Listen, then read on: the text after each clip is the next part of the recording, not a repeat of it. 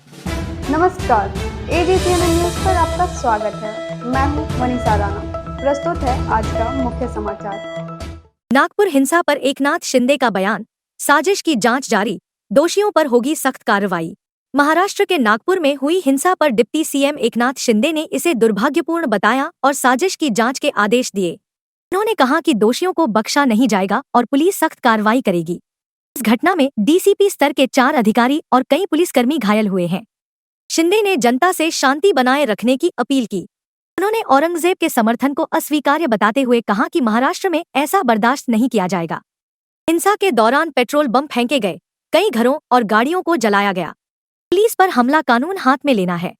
बताते चले, महाराष्ट्र के नागपुर में हिंसा में एक डीसीपी समेत 9 पुलिसकर्मी घायल हो गए हैं। इस बीच बलवाइयों के खिलाफ एक्शन लेते हुए पुलिस की कार्रवाई जारी है। हिंसा, पथराव, तोड़फोड़ और आगजनी कर दंगे का माहौल बनाकर बवाल काटने पर आमादा 15 लोगों को पुलिस ने गिरफ्तार किया है। साथ ही अन्य 50 लोगों को हिरासत में भी लिए जाने की सूचना है, जिनसे थानों में पूछताछ जारी है। बवाल के बाद शहर के चप्पे चप्पे पर पुलिस और RAF रैपिड एक्शन फोर्स के जवानों की तैनाती कर दी गई है। नागपुर पुलिस का कहना है कि स्थिति फिलहाल कंट्रोल में है और लोगों से अफवाहों पर ध्यान नहीं देने की अपील की गई है। आरंभिक तौर पर महाराष्ट्र के नागपुर में हुई इस हिंसा की वजह में मोटे तौर पर एक अफवाह के फैलने को बताया गया है। महाराष्ट्र के छत्रपति संभाजीनगर के खुलताबाद में औरंगजेब की कब्र को हटाए जाने को लेकर विवाद अब नागपुर पहुंच गया है। बताया जा रहा है कि बीते सोमवार को एक संगठन की ओर से किए गए प्रदर्शन के दौरान कुछ अफवाहें उड़ी, जिसके बाद शहर में तनाव पैदा हो गया।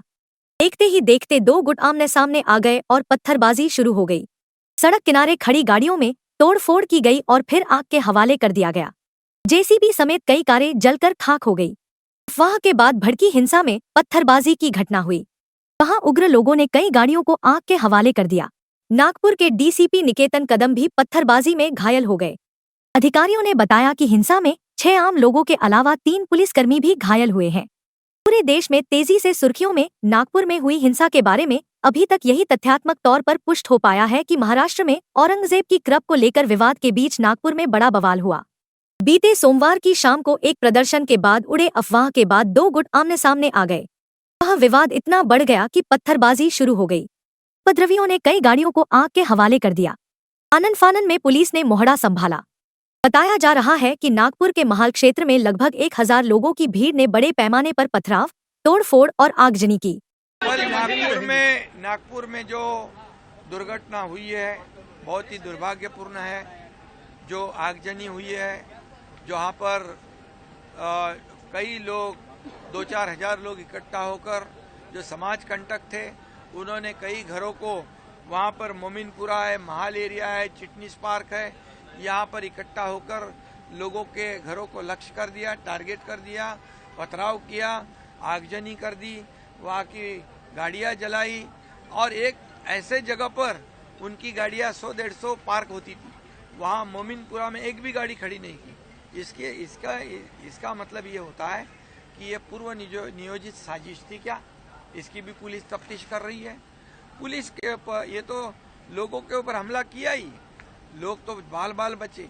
पुलिस आ गई, फायर ब्रिगेड आ गई, उनकी गाड़ियों को भी लक्ष्य कर दिया, उनको भी टारगेट किया। इसमें 4 डीसीपी लेवल के अधिकारी घायल है, उनको पत्थरबाजी कर दी, उनके ऊपर हथियार से हमला किया है।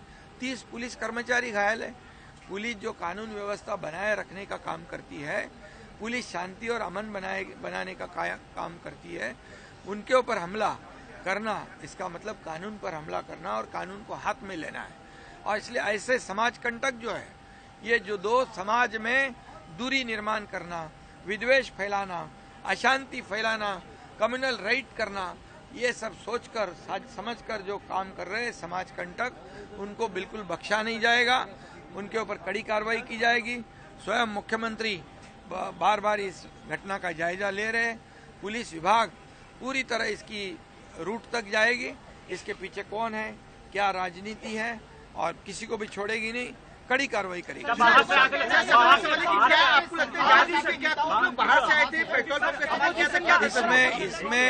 इसमें कई लोग बाहर से आए थे, ऐसा पुलिस का कहना है, वहाँ के लोगों का कहना है।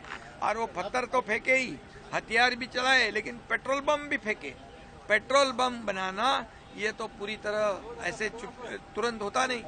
तो ये पूरी साजिश है और ये साजिश नाकाम करने के लिए पुलिस जाती है, पुलिस पर हमला होता है। ये तो बहुत ही दुर्भाग्यपूर्ण घटना है और इसलिए बिल्कुल उनको बख्शा नहीं जाएगा। जो भी इसमें है उसको कड़ी से कड़ी कार्रवाई की जाएगी।